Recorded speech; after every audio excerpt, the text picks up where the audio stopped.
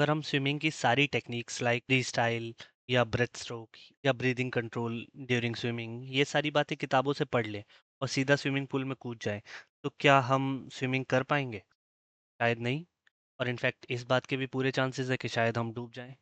मगर ऐसा क्यों? जब हमने स्विमिंग की सारी टेक्निक समझ ली, पढ़ ली, तो ऐसा क्यों है कि हम उसे रियल वर्ल्ड में अप्लाई नहीं कर पा रहे? शायद इसलिए क्योंकि उस किसी चीज़ की नॉलेज होना और उसका एप्लीकेशन करना दोनों ही बहुत अलग बातें हैं। और जब आप किसी चीज़ को सीखते हैं, तो आपको सिर्फ नॉलेज होने से कुछ नहीं होता। और यही डिफरेंस समझाती है हमें ब्लूम्स टैक्सोनॉमी। यानी जब आप किसी चीज़ को सीखते हैं, लर्निंग अलग-अलग लेवल्स पे होती है। उस सिर्फ दिमाग में किसी चीज़ को समझ लेने से लर्निंग नहीं होती। सीखना केवल दिमाग का काम नहीं है, बल्कि इसमें आपकी फीलिंग्स, इमोशंस और फिजिकल स्किल्स इन्वॉल्व होते हैं। इसलिए ब्लूम ने लर्निंग्स को 3 डिफरेंट डोमेन्स में क्लासिफाई किया। पहला डोमेन है कॉग्निटिव डोमेन, दूसरा अफेक्टिव डोमेन एंड तीसरा साइकोमोटर डोमेन। यानी हम अपने स्विमिंग वाले एग्जाम्पल में वापस जाएँ तो स्विमिंग की सारी थ्योरी हम पढ़ चुके हैं। हमें ये भी पता है कि ब्रीदिंग कैसे करनी है। यानी ये सारी जानकारी हमारे पास है। तो हम बोल सकते हैं कि हमारा कॉग्निटिव डोमेन या हमारी थिंकिंग उस स्किल के लिए ऑलरेडी डेवलप्ड है। बट क्या हमारे अफेक्टिव या साइकोमोटर डोमेन ऑलरेडी डेवलप्ड हैं? यानी आप क्या फील करते हैं? इम्पॉर्टेंट क्वेश्चन ये है कि क्या आप सच में मोटिवेटेड फील करते हैं कि नहीं स्विमिंग सीखने के लिए? आपका एटीट्यूड क्या है टुवर्ड स्विमिंग? अगर ये एटीट्यूड पॉजिटिव है, आप इनहेरेंटली मोटिवेटेड हैं, तो आपका अफेक्टिव कंपोनेंट भी ऑलरेडी डेवलप्ड है। और इसके बाद आता है साइकोमोटर डोमेन, जहाँ पर फिर देखा जाएगा कि क्या आपके फिजिकल टेक्निक्स स्विमिंग्स के लिए ऑलरेडी डेवलप्ड हैं कि नहीं। तो हमारे डूब जाने का कारण कॉग्निटिव डोमेन नहीं था। हमें स्विमिंग की सारी थ्योरी तो पता थी, बट शायद हमारे अफेक्टिव कंपोनेंट या साइकोमोटर कंपोनेंट उस चीज़ के लिए अभी डेवलप नहीं था। अब सबसे पहले आता है कॉग्निटिव डोमेन, और इससे ही सबसे ज़्यादा क्वेश्चन यूजीसी नेट पेपर में पूछे जाते हैं। इस कॉग्निटिव डोमेन के भी अलग अलग लेवल्स हैं, from knowledge to evaluation. Bloom की टेक्सोनॉमी जो 1956 में आई थी, इसमें 6 लेवल थे। इस टेक्सोनॉमी को 2001 में लॉरी एंडरसन एंड डेविड क्रेथॉल ने रिवाइज किया था। तो हमें इन दोनों ही टेक्सोनॉमी के लेवल्स पता होने चाहिए। ये लेवल्स कहते हैं कि कॉग्निटिव डोमेन के डेवलप्ड होने के लिए सबसे पहले आप बेसिक फैक्ट्स जानते हो। फॉर एग्जांपल, अगर आप कुकिंग सीखना चाहो, तो सबसे पहले आप बेसिक फैक्ट्स की नॉलेज लेते हो, यानी किसी रेसिपी के इंग्रेडिएंट्स की बात करते हो।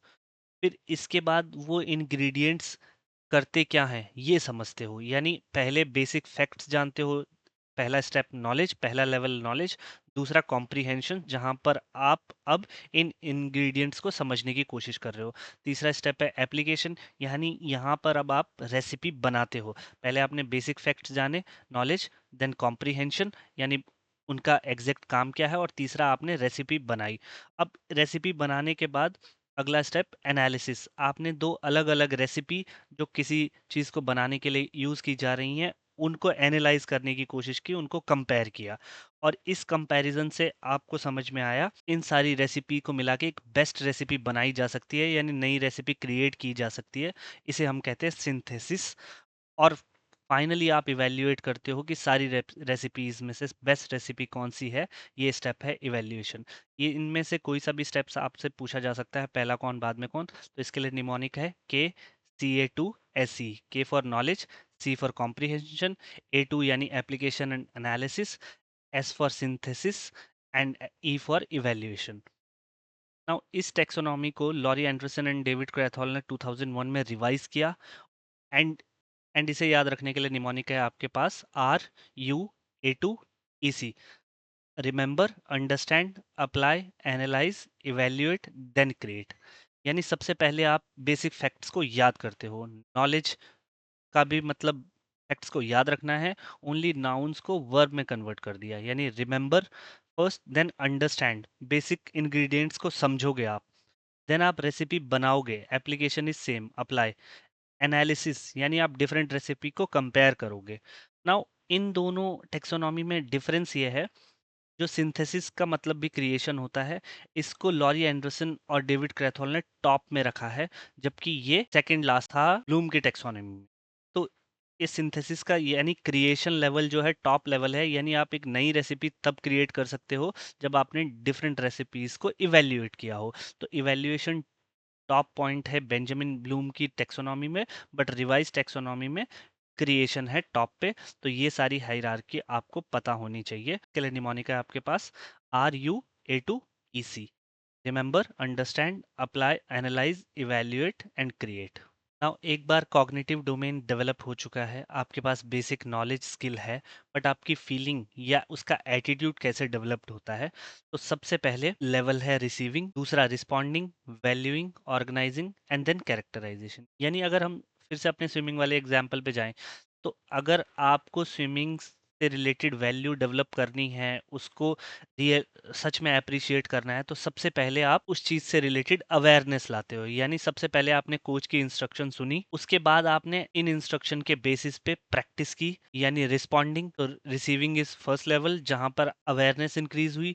दूसरे लेवल पे जब आपने प्रैक्टिस की, तीसरे में अब आपको समझ में आया कि हाँ, स्विमिंग सच में एक अच्छी एक्सरसाइज है फिजिकल हेल्थ के लिए। तो अब आपने रेगुलर प्रैक्टिस की, यानी उसे वैल्यू देना शुरू किया। तो दिस इज कॉल्ड वैल्यूइंग। पहला था हमारा रिसीविंग, दूसरा रिस्पॉन्डिंग, तीसरा वैल्यूइंग, देन फोर्थ लेवल पे ऑर्गेनाइजिंग।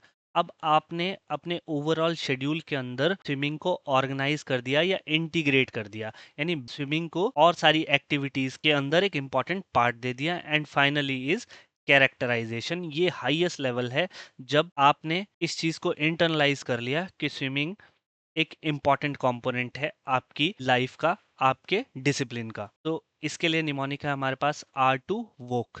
सबसे पहले रिसीविंग, यानी अवेयरनेस इंक्रीज होना, दूसरा रिस्पॉन्डिंग यानी पार्टिसिपेट करना उस एक्टिविटी में, तीसरा वैल्यूइंग यानी उस चीज को अप्रिशिएट करना एंड एक वैल्यू अटैच करना, पॉजिटिव एटीट्यूड डेवलप करना, तीसरा ऑर्गेनाइजिंग, उसे इंटीग्रेट कर लेना अपने शेड्यूल में, एंड फाइनली इज कैरेक्टराइजेशन, जो एक हाईएस्ट वैल्यू है, यानी आप अब इस वैल्यू को इंटरनलाइज कर चुके हो अपनी लाइफ में। नाउ ये हो सकता है कि आपका कॉग्निटिव कंपोनेंट अच्छे से डेवलप्ड है, यानी आपकी नॉलेज बहुत ज़्यादा है, बुक सारी पढ़ ली आपने स्विमिंग से रिलेटेड, अब आप अप्रिशिएट भी करने लगे हो, स्विमिंग बहुत अच्छी एक्सरसाइज है, तो आपका अफेक्टिव कंपोनेंट भी है, आपने पॉजिटिव एटीट्यूड डेवलप कर लिया, मोटिवेटेड भी हैं आप। बट स्विमिंग आपको तब तक नहीं आएगी जब तक आपका साइकोमोटर डोमेन, यानी आपके बॉडी का कोऑर्डिनेशन एक्चुअल स्विमिंग पूल के अंदर अच्छे से डेवलप नहीं हो पाता। इसके भी डिफरेंट डिफरेंट लेवल्स हैं।